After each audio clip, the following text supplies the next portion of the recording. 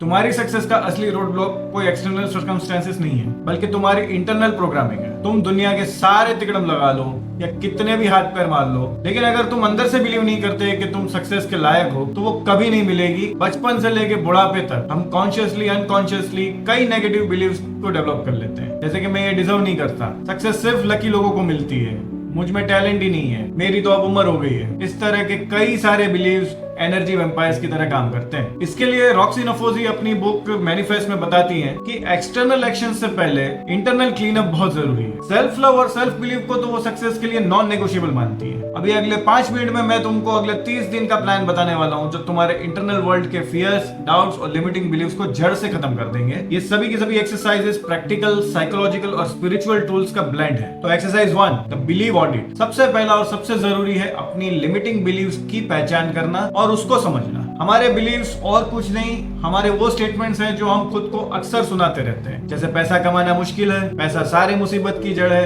वगैरह वगैरह। रॉक्सी कहती है कि हमारे सारे बिलीव्स बचपन, पास्ट फेलियर्स या सोसाइटी से आते हैं और हमारी रियलिटी बन जाते हैं। तो अब अपनी रियलिटी बदलने के लिए एक नोटबुक और एक पेन लो, एक शांत जगह पर बैठ जाओ और एक ब्लैंक पेज पे हेडिंग लिखो, बिलीव्स दैट लिमिट मी, या वो बिलीव्स जो मुझे रोकते हैं। अब बिना कुछ भी सोचे अपना हर वो थॉट लिखो जो तुम्हें रोकता है अपने गोल्स से, जैसे मैं इतना स्मार्ट नहीं हूँ, एआई सब जॉब सब बिजनेस को खा जाएगा, मेरी एज अब निकल चुकी है। सभी के सभी थॉट्स, सभी के सभी बिलीव्स रॉ एंड ऑनेस्ट लिखना, कुछ भी फिल्टर मत करना, जो भी मन में आए, जैसा भी आए, जिस भी भाषा में आए, सब उस पेपर पे लिख डालो। अब अपने हर बिलीव के सामने 3 कॉलम बनाओ। पहला लिखो ओरिजिन, ये बिलीव्स कहाँ से आए हैं। जैसे आगे डिस्कस किया है ना कि हमारे बिलीव सोसाइटी, पेरेंट्स या हमारे पास्ट सक्सेस या फेलियर से बनते हैं, तो उस कॉलम का टाइटल ही ये होगा ओरिजिन, की ये कहाँ से आए हैं मेरे बिलीव। फिर दूसरा कॉलम एविडेंस फॉर, क्या ये जो मेरा बिलीव है, क्या ये जो मैं सोचता हूँ ये 100% सच है, या फिर जो मैं सोचता हूँ इसका कोई प्रूफ है कि ये 100% सच ही है। और फिर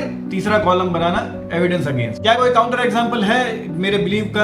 अब जैसे मैं यहाँ पर अगर एग्जांपल दूं, जैसे नॉर्मली 35-40 के लोगों की बिलीव होती है कि अब तो मेरी एज निकल चुकी है कसरत करने की, बॉडी बनाने की, ये वो, या बिजनेस ट्राई करने की, या फिर कोई नए फील्ड में जाने की, तरह तरह की चीजें होती। तो समझो कि मेरा ये बिलीव है कि मेरी एज निकल गई है, उसके सामने उसका पॉसिबल ओरिजिन क्या हो सकता है। ये मेरा थॉट जो है वो मुझे बचपन से लोगों ने सुनाया है कि हर चीज करने की एक उम्र होती है। लेकिन अब अगर बात करें एविडेंस फॉर, तो इस चीज का कोई कॉन्क्रीट एविडेंस तो नहीं है। ये बात 100% सच तो है नहीं कि हर चीज, हर काम करने की एक फिक्स उम्र होती है। लेकिन अगर हम काउंटर एग्जांपल ढूंढे तो हमको हजारों एग्जांपल मिलेंगे, जैसे कि बोमन ईरानी, अमरीश पुरी, इन्होंने अपना करियर ही 40 के बाद शुरू किया है। फिर अगर यंग एज की बात कर लें तो भाई रितेश अग्रवाल है, जो one of the youngest entrepreneurs में से एक थे। मार्क जुकरबर्ग था, फेसबुक का फाउंडर, वो भी बहुत यंग है। तो कोई भी काम करने की कोई फिक्स एज तो नहीं होती है। अब एक्सरसाइज नंबर 2, अब एक्सरसाइज 1 में अपने बिलीव्स को तोड़ने मरोड़ने के बाद जरूरी है कि आपका कॉन्फिडेंस को बढ़ाया जाए, आपकी इंटरनल प्रोग्रामिंग की रीकोडिंग करी जाए। तो अब एक्सरसाइज 2 के लिए आपको करना ये है कि आप कोई भी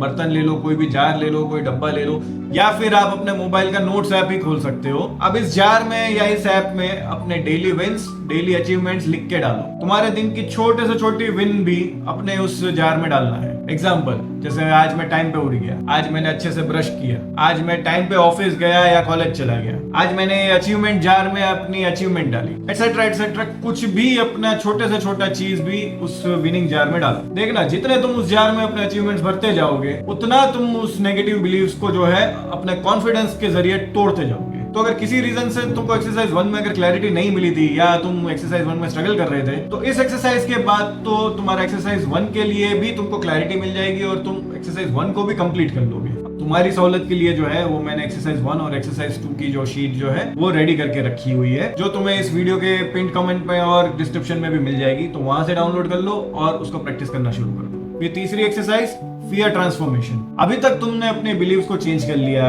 अपना कॉन्फिडेंस भी बढ़ा लिया, मगर मेन चीज पे तो काम किया ही नहीं ना अभी तक। वो है तुम्हारा डर एंड तुम्हारे डाउट्स। साइंटिफिकली डर और एक्साइटमेंट में ज्यादा डिफरेंस नहीं होता है। दोनों के वक्त जो है ना हमारी बॉडी में सेम केमिकल रिएक्शंस होते हैं, हार्ट रेट का बढ़ जाना एंड ऑल सच थिंग्स। लेकिन असली फर्क ना हमारे माइंड की लेबलिंग में है। अगर तुम आई एम स्कैर्ड को आई एम एक्साइटेड से रिप्लेस कर दोगे, तो तुम अपनी नर्वस एनर्जी को फ्यूल में बदल सकते हो। अब ऑफ कोर्स तुम्हारे दिमाग में आ रहा होगा कि यार सिर्फ ऐसा बोलने से थोड़ा कोई डर कम हो जाता है या फिर सच में थोड़ा ऐसा हो जाता है, तो फिर चलो इसके लिए भी मैं तुम्हें प्रैक्टिकल स्टेप्स देता हूँ। जब भी एंजाइटी या डर महसूस होना, ये क्विक 4 स्टेप प्रोसेस फॉलो कर लेना। सबसे पहला स्टेप, अपने डर या अपनी एंजाइटी को एक्नॉलेज करो। अपने डर को पहचानो और फिर बोलो ओके ये मेरा पुराना पैटर्न है, मैं डर महसूस कर रहा हूँ और मेरे ये रीजन है डर के। उसके बाद डीप ब्रीदिंग लो और फिर 4-7-8 ब्रीदिंग टेक्निक करो, यानी 4 सेकंड सांस ले, 7 सेकंड सांस को होल्ड करें एंड 8 सेकंड तक सांस छोड़े।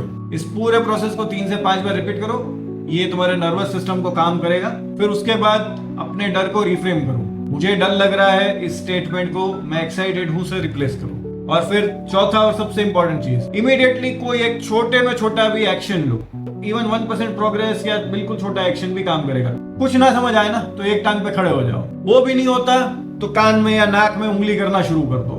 अपना एग्जिस्टिंग पैटर्न को जो है वो ब्रेक करो, अपना एक्शन को मोमेंटम में लाओ और ये चीज जो है ना तुम्हारे फियर को डिसॉल्व करेगा। यकीन नहीं है तो अभी ट्राई करके देख लो। और फिर आखिरी एक्सरसाइज, डेली अफर्मेशन। अब हालांकि ये वैसे तो सेल्फ एक्सप्लेनेटरी है, लेकिन मैं यहाँ पर इसकी इंपॉर्टेंस बताना चाह रहा हूँ कि एक्सरसाइज 1 के बाद जो भी तुम्हारे नए बिलीव्स बने होंगे वही तुम्हारे अब नए अफर्मेशंस बन जाएंगे।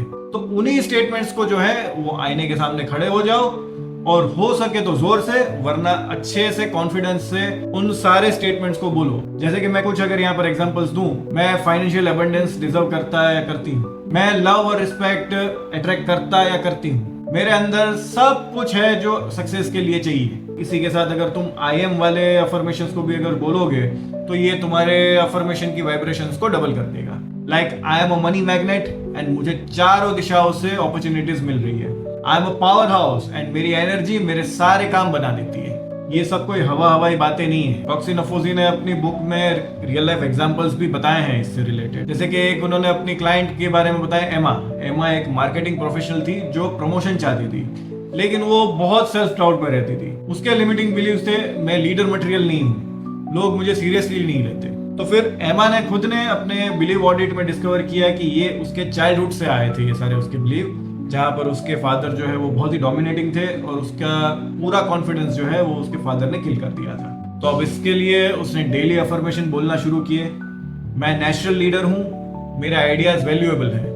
और इसके अलावा भी और बहुत सारे उसने अफर्मेशंस बोलने शुरू किए, लीडरशिप से रिलेटेड, अपने प्रमोशन से रिलेटेड। एविडेंस जार में भी जो है उसने अपने प्रोजेक्ट से रिलेटेड छोटी छोटी सक्सेसफुल अचीवमेंट्स जो है वो उसने डालने शुरू किए। इसके अलावा वो रेगुलर जो है वो टीम से फीडबैक कलेक्ट करने लगी थी। जो भी उसको फीडबैक मिलता, छोटे से छोटे कितना भी अच्छा हो, वो उस एविडेंस जार में, अपने विनिंग जार में वो डालने लग गई। और सबसे इंपॉर्टेंट चीज जो एक्शन में जो उसने लिया, उसने अपने मैनेजर से बात करके छोटे छोटे लीडरशिप चैलेंजेस लेना शुरू किए, जैसे कि टीम मीटिंग्स को लीड करना, प्रेजेंटेशंस को वॉलंटियर करना, या फिर एक कोई छोटा मोटा लीडरशिप से रिलेटेड टास्क कर लेना। And as a result of course वो अपने मैनेजर, अपने सीनियर अथॉरिटीज की नजर में आई और 8 महीने बाद उसको वो सीनियर रोल मिल गया जो वो अट्रैक्ट कर रही थी या जो वो चाह रही थी। एंड वो एक सक्सेसफुली टीम मैनेज कर रही है अभी। फिर अगर एक और एग्जांपल की बात करूं जो कि मेरा सबसे फेवरेट रहा इस बुक में, डेविड की मनी ब्लॉकिंग का। डेविड ना एक एंटरप्रेन्योर था जो फाइनेंशियली स्ट्रगल कर रहा था अपनी लाइफ में। अब जब बिलीव ऑडिट किया तो उसमें पता चला कि भाई उसके बिलीव्स ही हैं कि पैसा तो है वो सारे मुसीबत की जड़ है, सक्सेस पाने के लिए तो जो है मुझे अपने वैल्यूज को जो है वो कॉम्प्रोमाइज करना पड़ेगा, बिजनेस के लिए मुझे अपनी फैमिली लाइफ कॉम्प्रोमाइज करनी पड़ेगी। ऐसे उसके 50 बिलीव्स थे ऐसे नेगेटिव। तो अब बिलीव्स की जब ओरिजिन डिस्कवरी करी गई तो पता चला कि डेविड जो है वो मिडिल क्लास फैमिली से आता था और वहां पर जो है उसको बचपन से सिखाया गया था कि money is the root cause of evilness, यानी पैसा सारे फसाद की जड़ है। ये सोच जो है वो उसको उसकी फैमिली की तरफ से मिली थी और जो बाद में जाके उसका बिलीव ही बन गया। तो अब इसी बिलीव को तोड़ने के लिए भाई साहब ने अपना रिफ्रेम करा थ्रू अफर्मेशन, जहां उसने बोलना शुरू किया कि money is a tool for positive impact. और इसी को ध्यान में रखते हुए उसने जो एक्शन लिया वो ये था कि भाई जो भी वो बिजनेस डिसीजंस लेता उसमें वो इंटीग्रिटी को मेंटेन करता और साथ में ये भी ध्यान रखता कि भाई मैं अपनी इंटीग्रिटी के साथ ही ग्रोथ अचीव करूंगा। और जहां बात थी डेली प्रैक्टिस की, एविडेंस जार को भरने की, तो यहाँ पर उसने अपने छोटे छोटे विनिंग्स के साथ जो है ग्रेटिट्यूड भी प्रैक्टिस करना शुरू किया और ग्रेटिट्यूड के लिए भी एक अलग जार बनाया। यहाँ पर वो अपने करंट रिसोर्सेज के लिए, करंट अचीवमेंट्स के लिए ग्रेटिट्यूड फील करता और अपने वेल्थ को एथिकली विजुअलाइज करता। और इन सब चीजों का नतीजा आया कि उसका बिजनेस का जो ग्रोथ है वो 300% हुई अपनी इंटीग्रिटी और अपनी फैमिली लाइफ और अपनी पर्सनल लाइफ सब चीजों को मेंटेन करते हुए। तो अब ना तुम चाहो तो ये चारों एक्सरसाइज आज से रोज एक साथ करना शुरू कर सकते हो। वरना रॉक्सी नफोजी जो है इस एक्सरसाइजेस को करने का वीकली प्लान बताती है, या कहें कि 30 डेज का उनका प्लान रहता है। उसको एक स्ट्रक्चर्ड वे में वो बताती है कि वीक 1 जो है ना सिर्फ अपने अवेयरनेस के लिए रखो, सिर्फ अपने डाउट्स एंड फियर्स को लिखो, नोट करो, कोई जजमेंट नहीं, कोई डाउट्स नहीं, कुछ नहीं, जो बिलीव है जैसा बिलीव है, एक वीक तक बस सिर्फ लिखते जाओ लिखते जाओ लिखते जाओ, कुछ और मत सोचो। फिर अगर तुम्हें स्ट्रगल आ रही हो तो इसी के साथ भले तुम एक्सरसाइज 2 जोड़ दो, जहां पर तुम एविडेंस जार जो है या विनिंग जार जो है वो बनाना शुरू करो। लेकिन ये रेकमेंड करा गया है वीक नंबर 2 और 3 के लिए, जहां पर तुम अपनी एग्जिस्टिंग पैटर्न को अपनी रीप्रोग्रामिंग से ब्रेक करोगे। यहीं पर तुम्हें प्रैक्टिस करना है evidence jar, daily affirmations, mirror work, ये सब चीजें तुम्हें अगले 2 वीक तक करने हैं। और फिर लास्ट वीक रहेगा तुम्हारा इंटीग्रेशन का, जहां पर तुम ये फियर ट्रांसफॉर्मेशन टेक्निक्स को जो है वो रियल लाइफ सिचुएशन में यूज करना शुरू करोगे। और देखना ये 4 वीक की एक्सरसाइजेस के बाद या कहेंगे 30 दिन कंप्लीट होने के बाद तुम्हारा जो नेचर है वो नेचुरली चेंज हो जाएगा। तो वही यही थे रॉक्सी नफोजी के 7 स्टेप्स ऑफ सक्सेस का step 2, overcoming fear and doubts. And ये बुक का हो या हमारी लाइफ का हो, सबसे इंपॉर्टेंट चैप्टर ही यही है हमारी जिंदगी का। इसलिए अगर अभी भी डर लगता है ना तो ये वीडियो में दिए गई चीजों को फॉलो कर लो और चकते फट्टे नब दे गिल्ली, like the video and subscribe अभी। बाकी मैंने जैसे वीडियो के बीच में बताया कि एक्सरसाइज 1 एंड एक्सरसाइज 2 की जो शीट जो है, जो टेम्पलेट जो है, वो इस पिन कमेंट में या डिस्क्रिप्शन बॉक्स में आपको मिल जाएगा। तो डाउनलोड इट फ्रॉम देयर, कोई इसका चार्ज नहीं है, बिल्कुल फ्री है। तो बस इसी के साथ इस वीडियो को खत्म करता हूँ। Thank you for watching this video, hope to see in the next one.